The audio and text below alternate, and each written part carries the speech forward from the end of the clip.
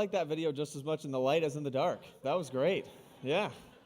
I love it. Hey, if you're online in Annapolis, the chapel, Odenton, thank you for being here, part of the Bay Area family. My name's Aaron, one of the pastors, and we are in our series called Anatomy of a Savior, in this section called How He Was With, and we're walking through Luke. We've been in this series. I'm pretty sure, actually, when we started the series, that Barack Obama had just been elected president, and that I had just graduated from high school. I did graduate high school in 2009, which I guess isn't a great example of how long ago something was, but that is a fact. But it's been a long journey, okay? Thank you for sticking with us in it. And as we close our exploration of Luke here in this month, what we're doing is we're answering the question, how he was with, what was he like with different groups of people from all parts of the social stratosphere. We explored last week what Jesus was like when he interacted with children. We're going to talk about what he's like with the sick or with religious elites or with the doubting. But in all of it, Jesus' interactions with these different people show us he's a model, how we ought to behave toward those types of people in our day, but also importantly, what we should believe about those type of people as well. Because, of course, remember, our goal is that we are becoming more like Jesus. We're making passionate, maturing followers of Jesus from here to the nations, and that's what this series is helping us to do. We're looking at the life of Jesus because we want to live the way that he lived, not just in our behavior toward people, but also in our beliefs about people. And so this morning, I want us to think about something, to me, that's interesting that I've noticed about the reputation of Jesus in our culture today. I think if you took a random sample of people and then you asked them a question like, hey, who is it that Jesus hung out with? What type of people were they? I think that if most people in our culture had any answer at all, it would likely be that Jesus tended to hang out with people who were down and out. They might use words like he hung out with the marginalized, right? And there's a good reason for that, because he did. He did a lot of that. We saw that last week. We're going to see that next week and in the coming weeks. That's an accurate picture of who Jesus was, that he was with and for the marginalized. But also I think we need to recognize that that fits the ethos of our popular culture right now. Right? Being on the side of the little guy, standing for justice, is something that will, in almost every case, increase your popularity in our world today. So I think that picturing Jesus doing that kind of thing, it fits our paradigm. We're like, yeah, we're for that. But how is someone viewed in our culture today who's known for making friends with the rich and powerful? How are people viewed who are known for being buddy-buddy with the corrupt and the abusive who are in the halls of power? That doesn't get nearly as much positive press, does it? Not nearly as much as siding with the victim, right? Well, today what we're going to look at is an interaction between Jesus and a very rich, very powerful, very corrupt, very oppressive person.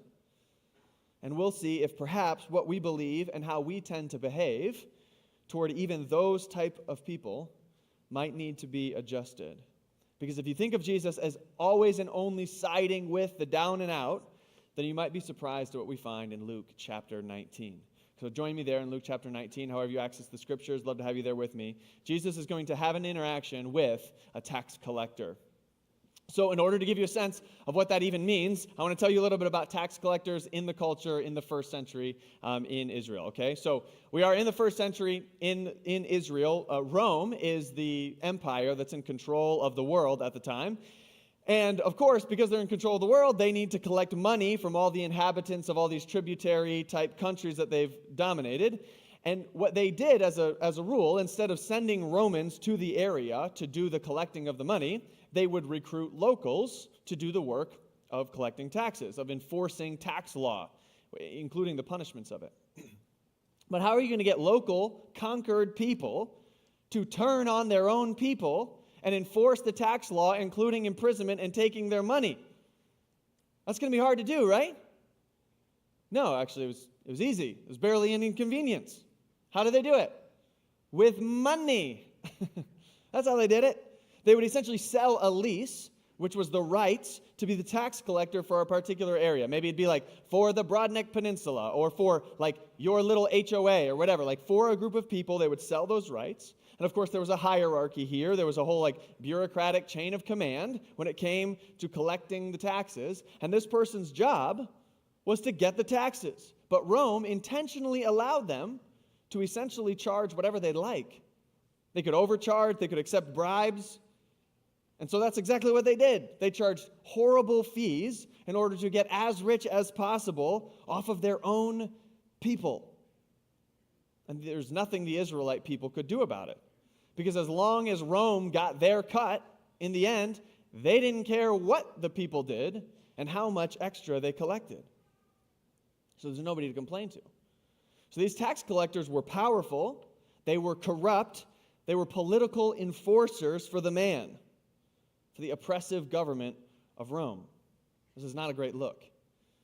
And so no matter what you might think about the IRS, and there are very few people with great love for paying taxes or the IRS in general, okay? Even so, that's really not a fair comparison at all, okay? Tax collectors are really, really bad people in the first century.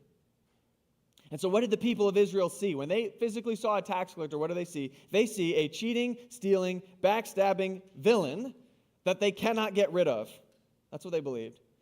And so then how do they behave? Well, they treated tax collectors with absolute disgust and hatred. Nobody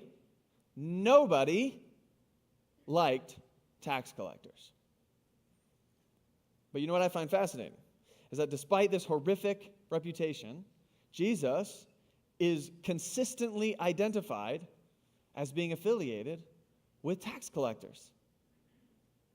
I mean, look how the religious leaders spoke about Jesus. Back in Luke chapter 5, here's what they said, Luke 5, verse 30. The Pharisees and the scribes, these are religious leaders, they grumbled at Jesus' disciples, saying, "Why do you eat and drink with tax collectors and sinners?" As they're observing Jesus and his followers, this was enough of a trend that they're like, look, why are you guys like this? Why are you the way that you are? You're hanging out with like the worst of the worst. But Jesus doesn't mind. In fact, I think we tend to overlook the meaning of that phrase in their culture. We read tax collectors and sinners, and what we hear is just like people who are bad and despised. And in fact, I think from our picture of their time in history, we might even be picturing like criminals or prostitutes or the poor or something like that. But in this context, remember, a tax collector is a very powerful, openly corrupt politician. Tax collectors and sinners is like a top to bottom list of the worst people to be associated with. And I think that's important to keep in mind for us because we tend to have an easier time picturing Jesus having compassion on people who are struggling. That's easier for us to picture than Jesus hanging out with people who are objectively powerful and corrupt, right? But the whole reason that he got the label friend of tax collectors is because of what he had just done in Luke chapter 5. This is why they call him that. Well, a few verses earlier in verse 27, and after this, Jesus went out and he saw a tax collector named Levi sitting at the tax booth. He's doing his corrupt job. And Jesus said to him, "Follow me." And leaving everything, cash included, he rose and followed Jesus. Jesus had made a disciple out of a tax collector. Literally, like of all people. Is he serious? Apparently, it seems Jesus didn't mind associating with anyone who was willing to follow him.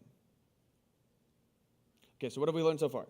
The tax collectors are corrupt, opportunistic traitors that no good Jew would associate with, and yet Jesus has one of them in his inner circle. Okay, that's fascinating. Let's look at Luke chapter 19. Let's look at his interaction with possibly the most famous tax collector of all time. Here we go. Luke chapter 19, verse 1. What's the context?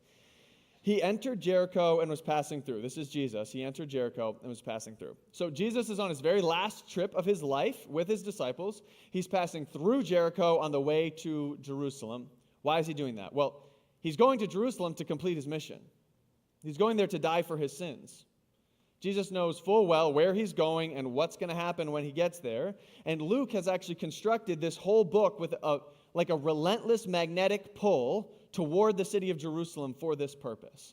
And so we're really getting to that climax moment. Jesus is literally in the process of walking to his own death when he has an interaction with this particular tax collector in the city of Jericho. So let's meet him, okay? Luke 19, verse 2. And behold, there was a man named Zacchaeus. Okay, Zacchaeus. So now, More than any other gospel, Luke loves including specific people's names whenever possible. And I think that's because it's easier for his audience to fact check him if he uses these names. He wants to be credible, and so he's using names. And so he found this guy's name. His name is Zacchaeus. What else do we find out about him? His name is Zacchaeus. He was a chief tax collector. Chief tax collector. What does this mean? It means he oversees multiple layers of tax collection. He might even set the percentage or upcharge for like the whole region. He's getting rich off of multiple layers of people ripping other people off. He's at like the very tippy top of a corrupt pyramid scheme. That's who this guy is. So he's a chief tax collector and was rich, which is like, duh. Rich and tax collector are synonymous. You're not in the tax collector business to like be a good person. You're there for the money. And he's not rich because of his marketable skills or a recent patent that he filed. No, he's rich with the stolen money of his blood relatives and friends and neighbors. But then get this. And he was seeking to see who Jesus was. Okay, that is very interesting. This guy is taking initiative. He's looking. He's seeking Jesus. Why? Why does he want to look for Jesus? Why would a rich, established, powerful person even care about a traveling rabbi from another region? We don't know yet. But the fact that he's seeking will turn out to be critical. He's looking to see who Jesus was. But what's the next thing we learn about him? But on account of the crowd, he could not see him because he was small in stature. Okay, ouch, right? I mean, we barely ever get physical descriptions of people in the Bible. This is very rare. And this is just so unfortunate, okay? Like, for the rest of history, he's known as the short guy, right? I mean, seriously, like before we started this message, if I asked you what's the one fact that you know to be true about Zacchaeus, I bet you could not spell his name. I wrote his name like 100 times writing this sermon. I can't spell it. Microsoft Word can't spell it. I promise you, you don't know how to spell Zacchaeus right now, but you could tell me that Zacchaeus was a... Yeah, you serious? I mean, imagine for all of history, you're a wee little man. I promise you, Zachy guy does not love that song, okay?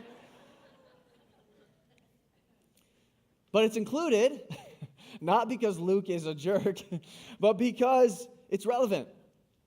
Zacchaeus wants to see Jesus, but he physically can't because of his height and because there is a crowd. So he's physically prevented from seeing. The height is a relevant factor. So what do we know about this guy so far? Well, he's named Zacchaeus. He's very corrupt. He's deeply hated. He's very rich. He's very short. And incredibly, he is seeking Jesus. That's what we know about him. So let's see how the interaction goes.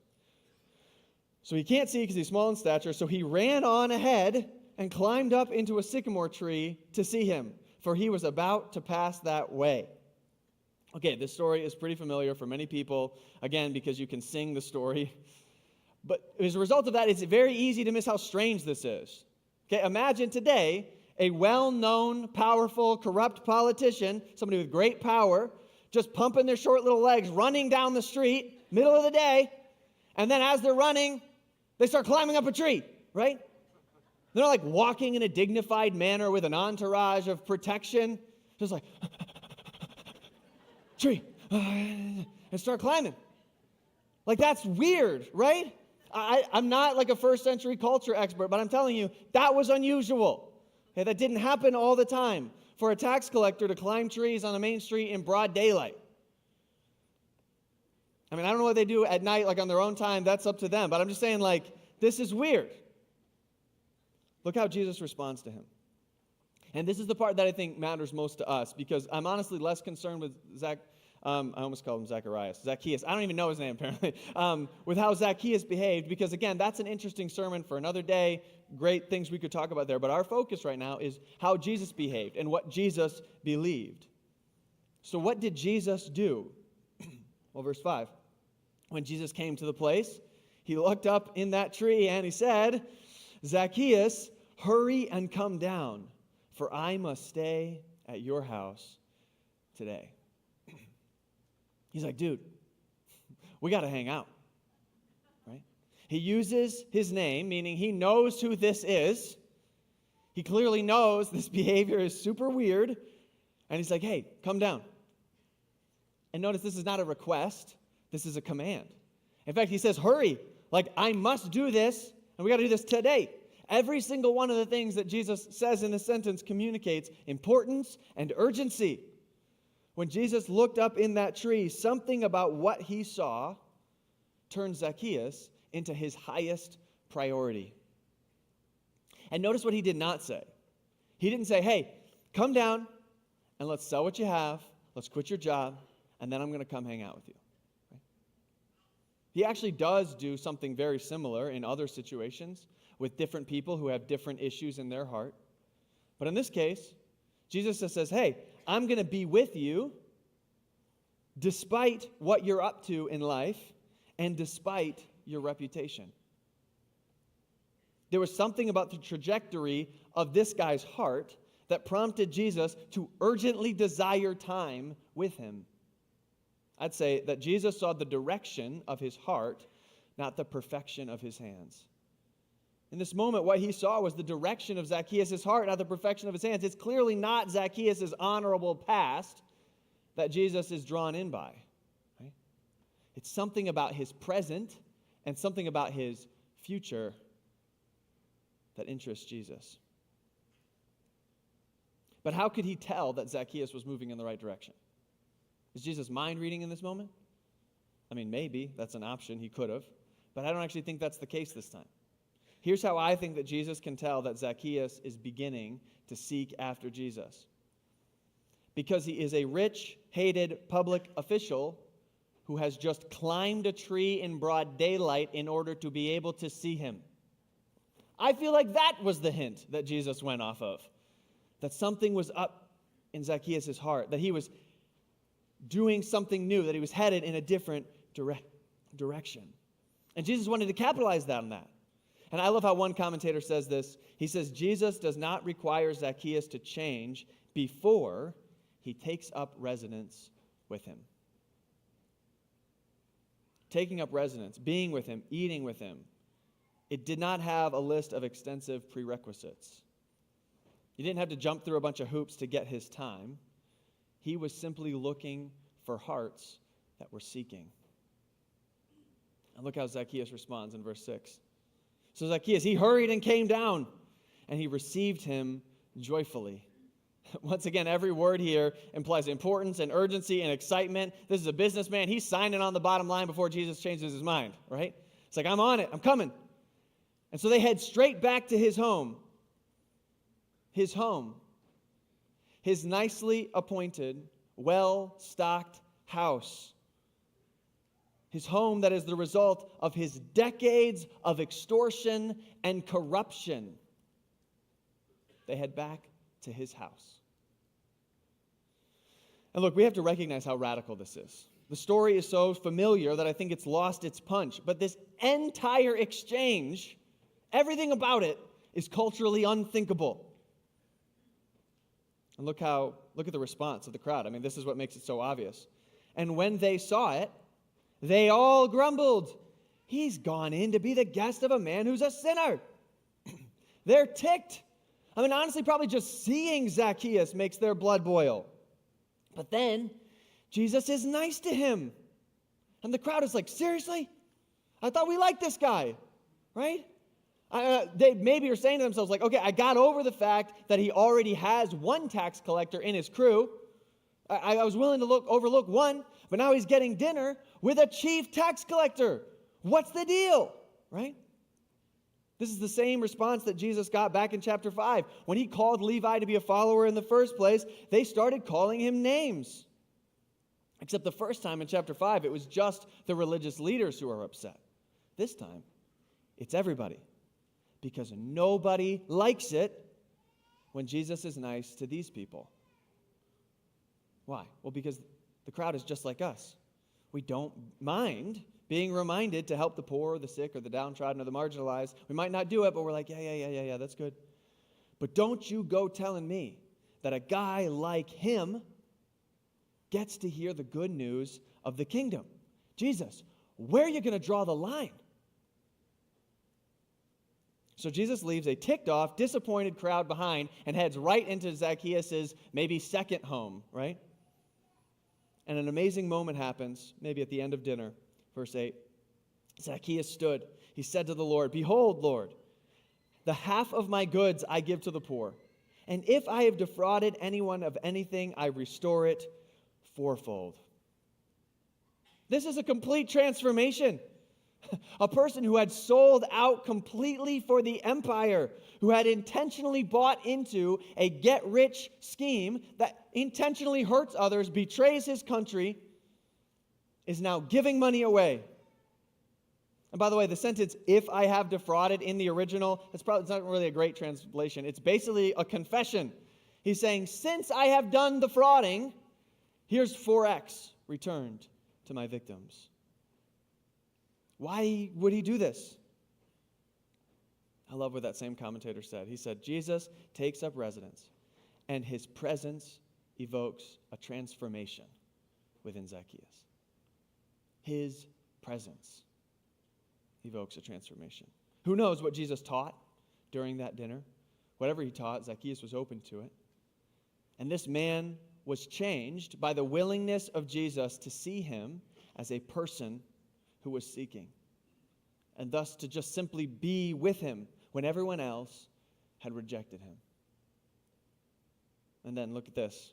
Look at how Jesus responds to his act of faith in verse 9. Jesus said to him, "Today salvation has come to this house, since he also is a son of Abraham." Jesus says, hey, look, this is a person of faith. That's what Abraham is, the true man of faith. And his true children are those who act in faith and in obedience, even when that obedience and faith is radical and deeply costly. And so what Jesus is saying is that this man has experienced saving grace as evidenced by the fact that he has a sacrificial, obedient response to the heart of God for him.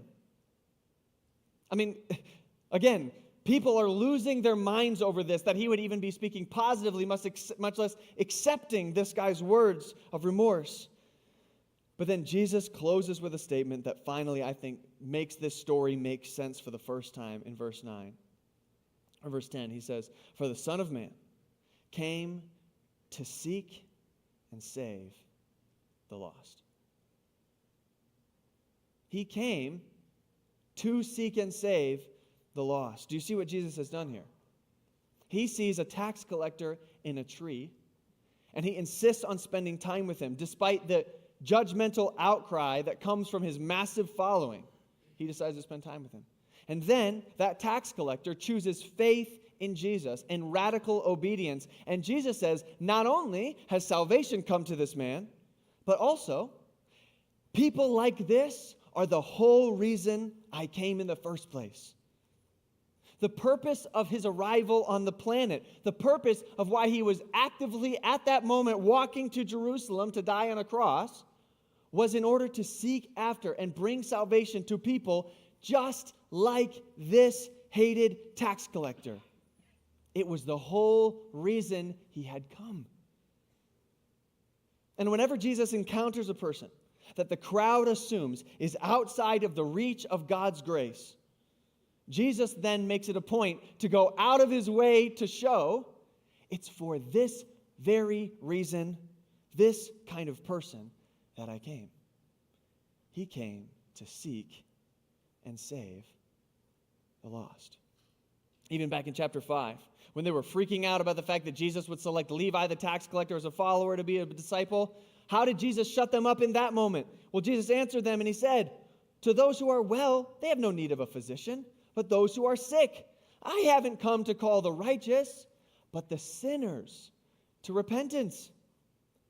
In both cases, a crowd is mad that he's kind to a tax collector, and in both cases, he shuts them down with a purpose statement about why he came. Because if any crowd assumes this person is far too gone, Jesus immediately answers, this is actually why I'm here. I came to seek and save the lost. When I was working on this sermon, over the last couple of weeks. I told my boys that I was working on a sermon about Zacchaeus, and I was working on it one evening, and they wanted me to be done working. And so our oldest, Grayson, goes, "Dad, he was short, he climbed a tree, and he followed Jesus. That's all you need to know."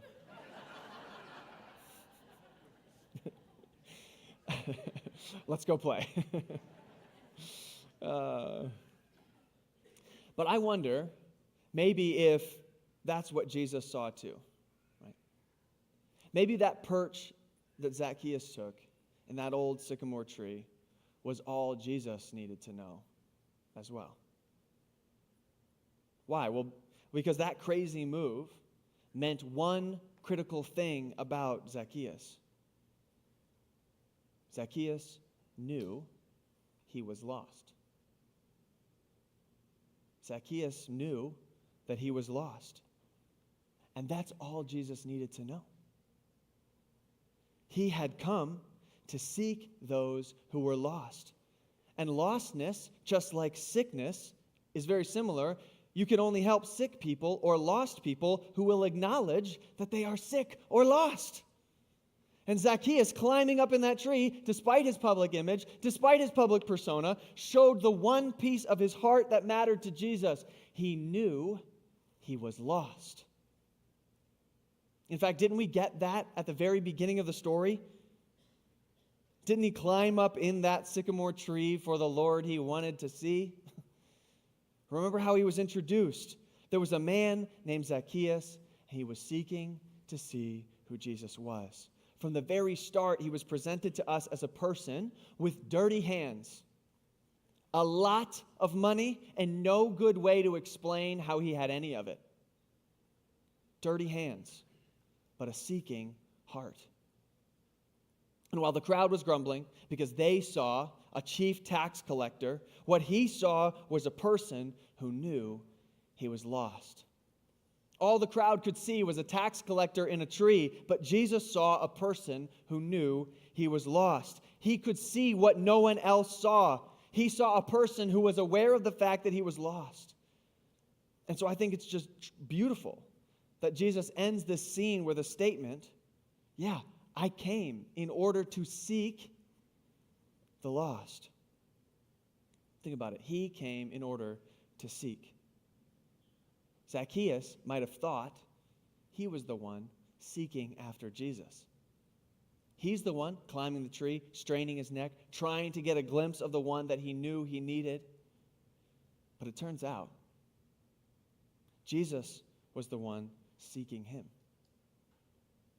Right? Despite the fact that to an observer it looked like luck that they would have ever even run into each other.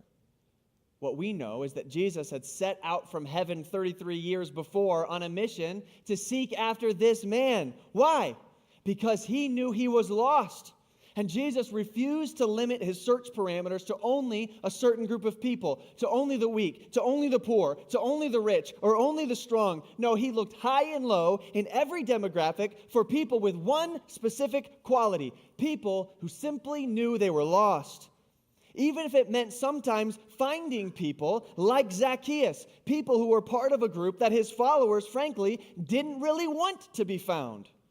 Even if it meant spending time with people that would lower his popularity in the general public. He did not cut certain people out categorically simply because of their past or their reputation. He looked for the direction of their heart and for an acknowledgement of the fact that they were lost. And every single time Jesus speaks with a tax collector, it's a scandal. And every time that scandal erupts, he issues a reminder about the purpose of his coming. I came to heal the sick. I came to seek the lost.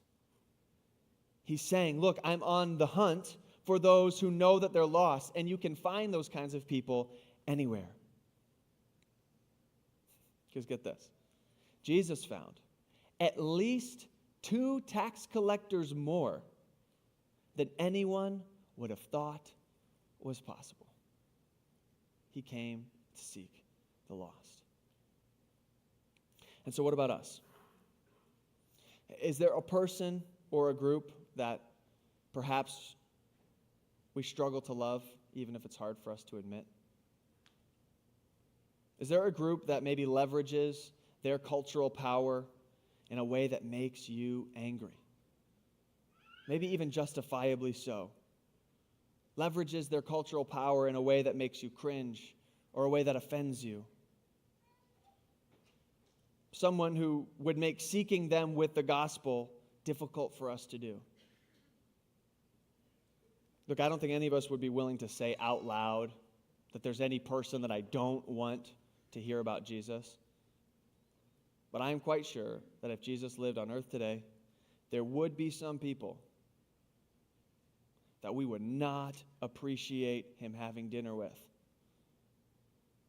We would question his motives. We'd question his purpose. We'd wonder, Jesus, isn't that a step too far? Doesn't he know what they're known for? Doesn't he know what they've done to our community? And look, this could be a person at the very highest levels of authority in our country that you've never known personally, but that you despise. Most of the people in Jericho probably did not personally know Zacchaeus, but their hatred for him was very personal. Or could be all the way down just to a person in your extended family, or maybe immediate, whose approach to life makes dealing with them unnecessarily painful and frustrating. It could even just be a group of people that are affiliated with a particular cause or a way of thinking that makes believing anything about them that's positive extremely hard to do. I can think of some groups of people like that. I don't even have to think very hard. And while whoever that group is that you're thinking of, they might not be a perfect match for what a tax collector was in that culture, the truth is, when you see them, whoever that person is or that group is, when you see them, you see a person that feels like they're too far gone, too frustrating, too evil in some cases maybe, to even warrant an opportunity or an invitation from Jesus to be part of the family of God. Again, I don't know exactly who that person or that group is for you, but I would imagine that someone has come to mind. And so with that person or group in mind, how does the example of Jesus challenge us today? Have we limited our search parameters to exclude those that we assume are too far gone, or that we just rather not have to deal with? Have we narrowed our focus to only include those that honestly we'd happily invite over to our house for a barbecue without any worry at all that they would mess with our social status, they'd offend our neighbors? Why? Who is it that we fail to seek, or maybe even that we fail to pray for, because we harbor hatred or disdain toward them? Jesus' audience saw a tax collector. He saw someone who knew they were sick. Is there someone in your life who might be seeking, straining to see Jesus in you, but you haven't stopped to see them as anything other than a tax collector? Because here's a beautiful truth that I think we have to recognize. When you think about it, we're the tax collector. Right? We're the sellout. We are the corrupt ones who have sold out our Creator for lesser things, have sold him out for the building of our own kingdoms. But Jesus came in order to seek and save the lost. Jesus sought us out when we were hostile toward him and cheating everyone and everything around us, ultimately for our own good. He sought us out. He took our debt. And then instead of forcing us to pay it back what we owed, pay back everyone that we had hurt, maybe even 4 times what we had originally taken from them, he took all of that cost on himself and paid for it with his life, so that we could be no longer sick, no longer lost, but healed and found and loved and accepted. We're the tax collectors. So will we wallow in our dislike of the powers that be in order to limit our search parameters to people that make us feel comfortable, or will we, like Jesus, seek the lost, no matter where they can be found? You might be here today listening, and you are seeking. Actually, you're here and you're seeking. You're feeling unworthy. Perhaps your reputation, you would say, makes tax collectors look like a saint. but you're looking for Jesus. Maybe you're here, not even sure why, but there's some sense in you that you need something that Jesus has to offer. And you feel like you're straining, craning your neck to get a glimpse of who Jesus is, but you're unable to see over the shame of your past or the guilt that you've experienced or your sense of yourself. I want to tell you today, I promise, you think you're seeking Jesus. He's already been searching for you. He's already been searching for you. He sees you. He knows you. He hears you. He cares for you. Yes, your baggage and all. Just like Zacchaeus, he wants to take up residence with you right now. In the midst of your sin, in your own house, built on the backs of your past and sin, he wants to take up residence with you because he loves you.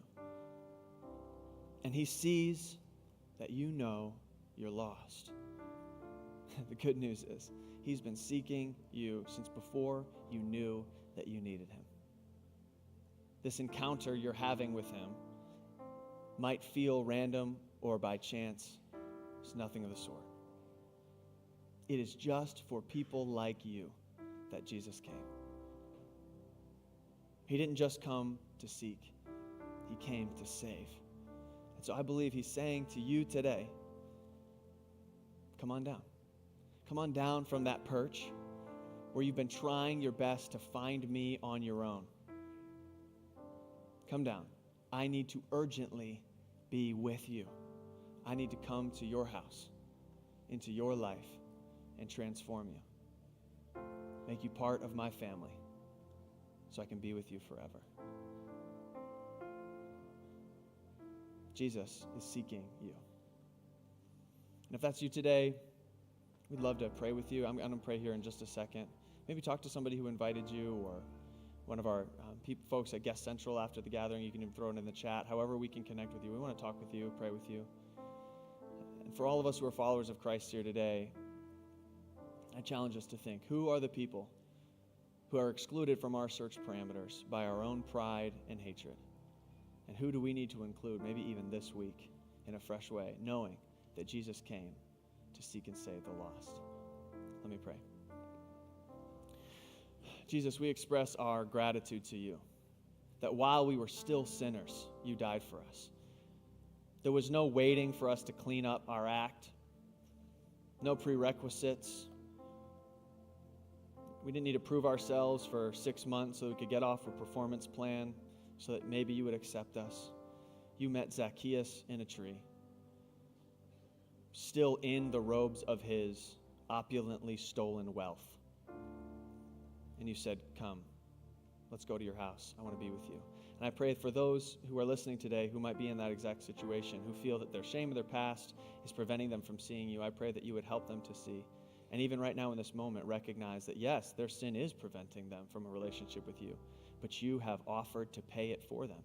That their debt is actually more insurmountable than they could have ever imagined, but it's also able to be so freely taken away that they would never even dare to ask for something so bold. Yet by grace through faith, you've taken their debt, taken all of our debt. And when we turn to you in trust, you make us part of your family. Help us to see that you've been seeking after us. And I pray that you would open our hearts and our minds to the people who are around us, who we've been excluding for our own reasons, and help us to see that as scandalous as it was, that you not only had a tax collector in your inner core, you took on a chief tax collector as a number one priority soon before your own death. That as scandalous as that was to the crowd, we can be part of that scandal of grace in our world today. I pray this in your name. Amen. Thanks so much for being here today, for being a part of the Bay Area family. I'm praying as you head out and enjoy, last week of school and all the things that are going on this summer, that we'll have our hearts and minds continually attuned to what God might be up to through us and other people's lives. Have a great day. We'll see you next week.